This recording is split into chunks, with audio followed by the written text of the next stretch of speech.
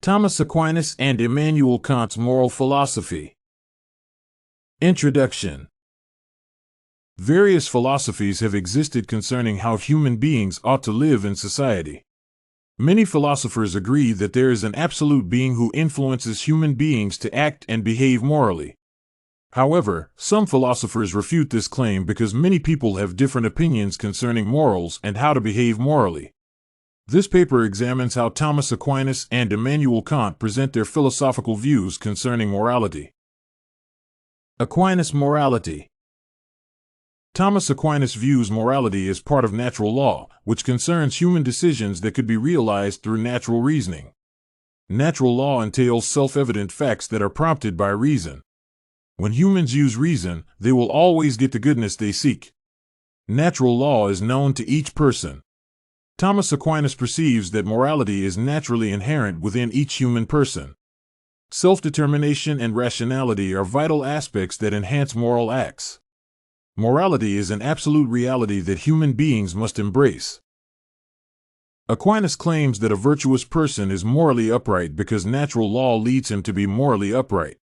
This means that people who are morally upright achieve a happy life.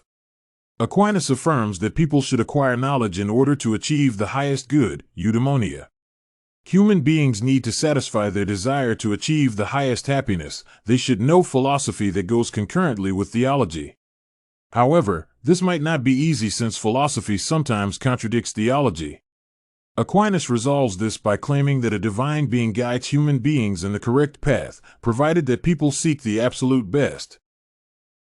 Aquinas held that human beings exist for an end, telos. There is a reason why human beings exist in life. Aquinas views that the main objective of why people exist in life is to be virtuous. Nevertheless, people have various views concerning what entails goodness. Aquinas explains that people have the natural capability to reason while other creatures do not have such capacity. This natural capability enables human beings to behave freely and knowingly when handling issues in life. This natural capability permits people to do their duties appropriately, which is acceptable as reasonable. Aquinas asserts that God naturally implants utmost excellence in human life. Aquinas opines that human beings can acquire this theological virtue through virtuous habit. God governs eternal law that controls life in the universe according to his ideal justification.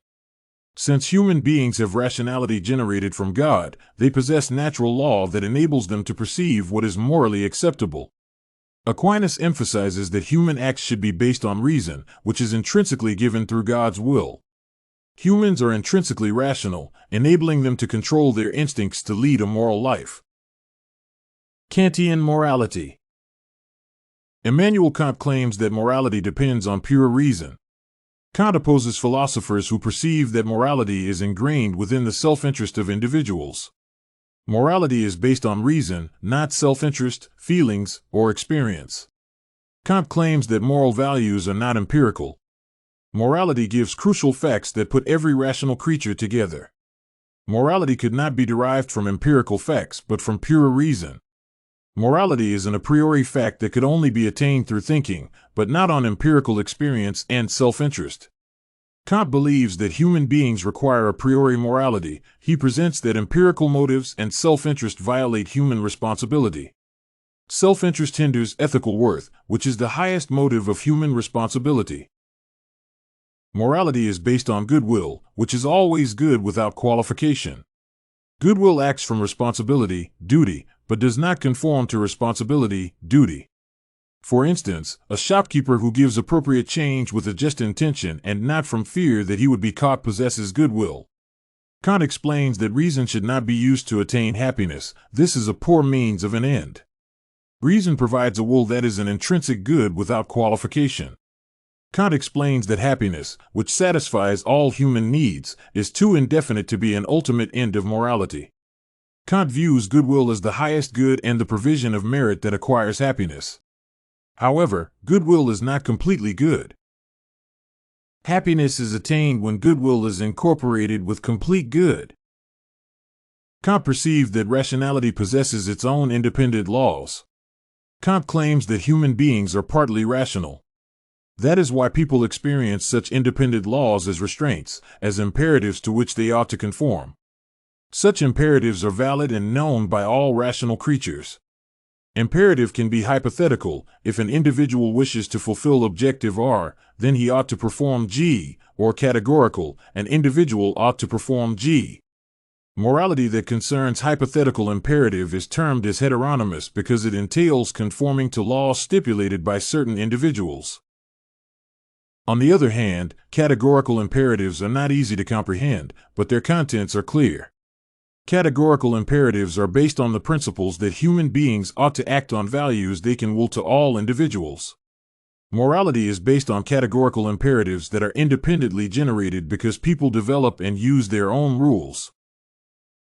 Analysis. Kantian morality is more correct and applicable than Aquinas' philosophical speculation. Morality is based on duties that ought to be done by human beings. Morality is not inclined within people's self-interest, as Aquinas claims. Aquinas perceives that the divine being is the creator of everything in the universe. Aquinas believes that human beings seek God to discover the implications of life in order to attain happiness. Kant contradicts Aquinas' argument that human beings emulate the goodness of the divine being. Kant explains that morality is intrinsically self-contained, which is independent of any external bond. Kant joins free will with morality. This is true as it opposes what Aquinas claims: human beings could only attain their end when they conform to the expectations of the metaphysical souls and what the divine being has a plan for them. Aquinas views that human beings are naturally rational and, thus, able to do moral acts. God governs human life, hence, people have to conform to divine goodness. Human beings naturally possess morals that enable them to attain happiness. People strive for an end, eudemonia, which is goodness.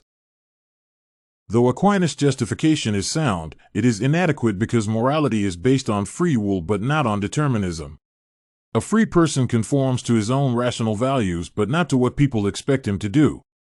Kant claims that people who act freely use their own legislations, which turn out to be universal laws. This shows that morality and freedom are compatible. Rational beings are free to act morally because they have higher intelligibility than other creatures. Kantian philosophical justification of morality is correct.